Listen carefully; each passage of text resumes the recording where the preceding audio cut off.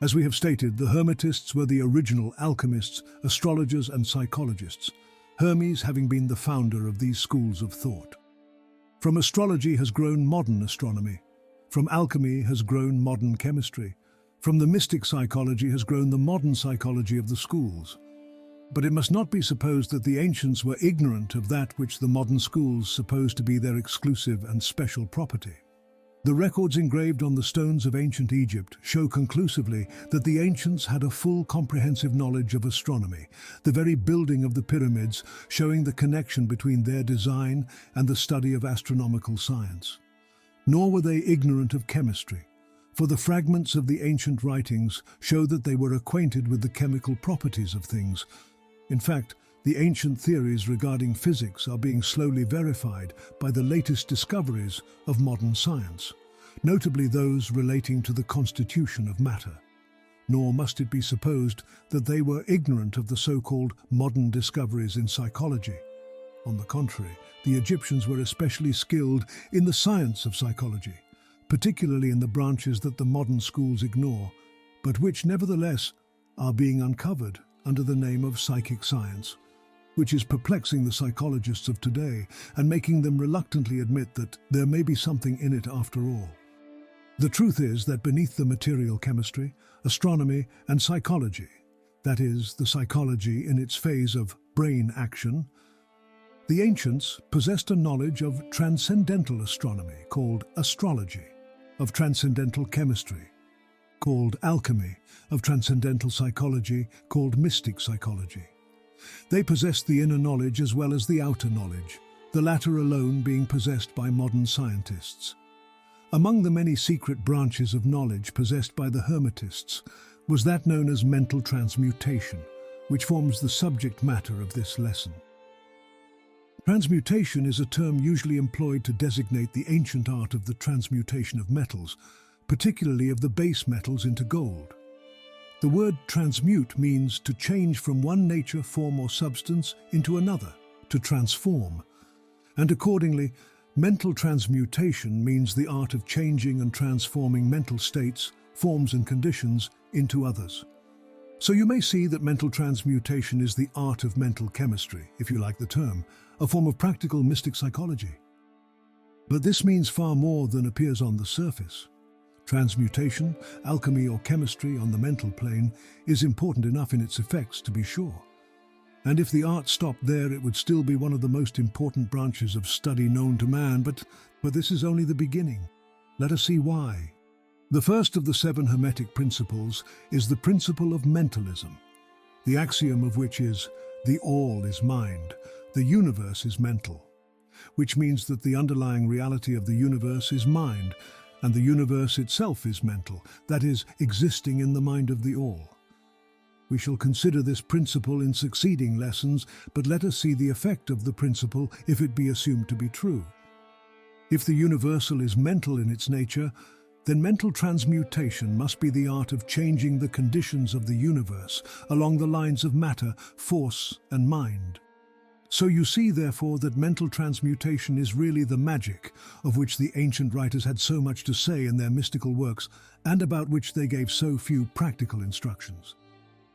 If all be mental, then the art which enables one to transmute mental conditions must render the master the controller of the material conditions as well as those ordinarily called mental. As a matter of fact, none but advanced mental alchemists have been able to attain the degree of power necessary to control the grosser physical conditions, such as the control of the elements of nature, the production or cessation of tempests, the production and cessation of earthquakes, and other great physical phenomena. But that such men have existed, and do exist today, is a matter of earnest belief to all advanced occultists of all schools. That the masters exist, and have these powers, the best teachers assure their students, having had experiences which justify them in such belief and statements. These masters do not make public exhibitions of their powers, but seek seclusion from the crowds of men in order to better work their way along the path of attainment. We mention their existence at this point merely to call your attention to the fact that their power is entirely mental and operates along the lines of the higher mental transmutation, under the Hermetic principle of mentalism. The universe is mental. But students and Hermetists of lesser degree than masters, the initiates and teachers, are able to freely work along the mental plane in mental transmutation. In fact, all that we call psychic phenomena, mental influence, mental science, new thought phenomena, etc., operates along the same general lines, for there is but one principle involved, no matter by what name the phenomena be called. The student and practitioner of mental transmutation works among the mental plane, transmuting mental conditions, states, etc., into others according to various formulas, more or less efficacious. The various treatments, affirmations, denials, etc., of the schools of mental science are but formulas, often quite imperfect and unscientific, of the Hermetic art. The majority of modern practitioners are quite ignorant compared to the ancient masters, for they lack the fundamental knowledge upon which the work is based. Not only may the mental states, etc., of oneself be changed or transmuted by Hermetic methods, but also the states of others may be and are constantly transmuted in the same way, usually unconsciously, but often consciously, by some understanding the laws and principles, in cases where the people affected are not informed of the principles of self-protection. And more than this, as many students and practitioners of modern mental science know, every material condition depending upon the minds of other people may be changed or transmuted in accordance with the earnest desire, will and treatments of the person desiring changed conditions of life.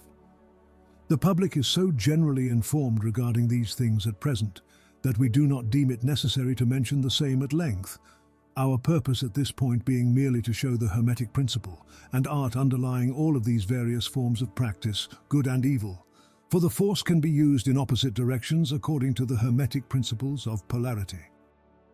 In this little book, we shall state the basic principles of mental transmutation, that all who read may grasp the underlying principles and thus possess the master key that will unlock the many doors of the principle of polarity.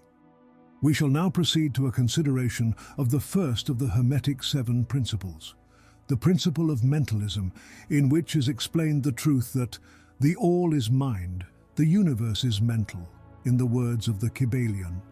We ask the close attention and careful study of this great principle on the part of our students, for it is really the basic principle of the whole Hermetic philosophy and of the Hermetic art of mental transmutation.